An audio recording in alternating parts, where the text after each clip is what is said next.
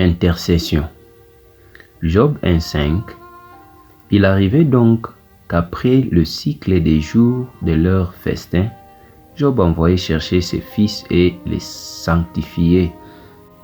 Il se levait de bon matin et offrait des holocaustes selon le nombre de chacun d'eux, car Job disait, « Peut-être mes fils ont-ils péché et maudit Dieu dans leur cœur. » Job agissait ainsi constamment.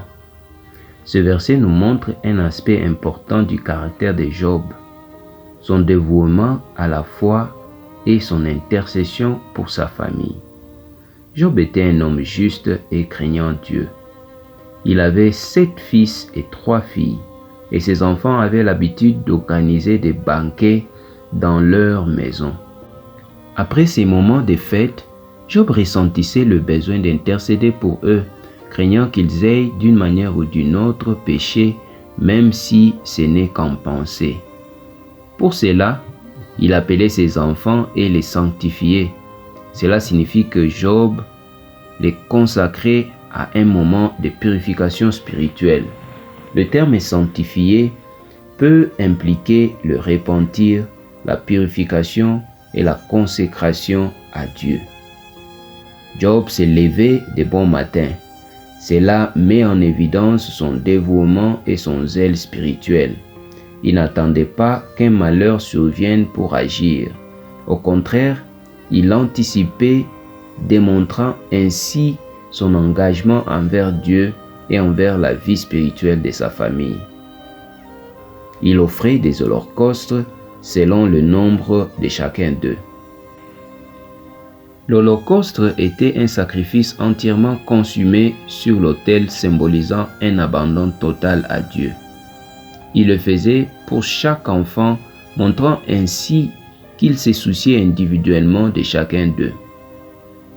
Peut-être ont-ils péché et maudit Dieu dans leur cœur.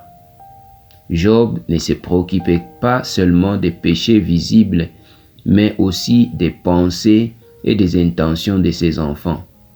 Cela révèle sa compréhension profonde de la sainteté de Dieu.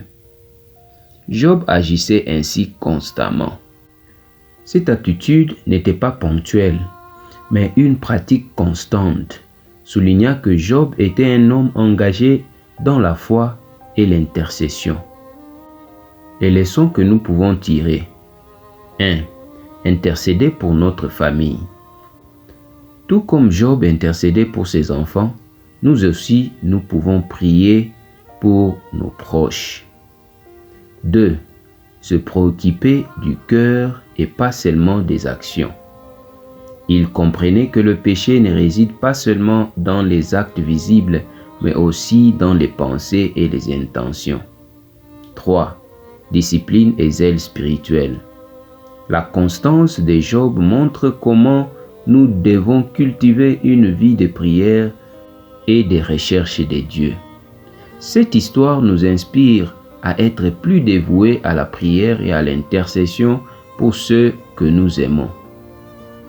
Seigneur bien-aimé, bénis chaque père et chaque mère, ainsi que chaque enfant, afin que nous puissions prendre soin de notre famille et intercéder pour elle.